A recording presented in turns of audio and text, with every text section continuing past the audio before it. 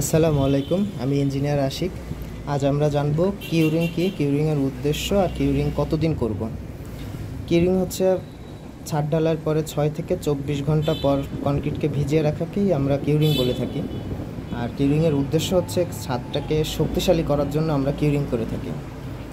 কনক্রিটের জমাট বাঁধার সময় যে সংকোচনজনিত কারণে কনক্রিটের জন্য ফাটল না ধরে, এজন্য আমরা কিউরিং করব। আর কিউরিং সাধারণত আমরা কলাম বা ওয়ালে পানি ছিটিয়ে কিউরিং করে থাকি। আর ছাদ ঢালাইয়ের জন্য আমরা সিমেন্ট ও বালির একটা মিশ্রণ দিয়ে চারপাশে বাঁধ দিয়ে, আপনারা ভিডিওতে দেখতে পাচ্ছেন, চারপাশে বাঁধ দিয়ে আমরা এভাবে পানি জমিয়ে রাখবো। আর কিউরিং সাধারণত আপনার ছাদ ঢালাইয়ের 24 ঘন্টা পরে আমরা কিউরিং শুরু করব। এটা সবথেকে উত্তম হচ্ছে 28 দিন করা, কিন্তু আমাদের দেশে বেশিরভাগই আপনার 21 দিনের মধ্যে কিউরিংটা করা, মানে ছাদে শাটারিং খুলে ফেলে আপনি চাইলে 21 দিনের মধ্যে 21 দিন পর্যন্ত কিউরিং করতে পারবেন। ধন্যবাদ।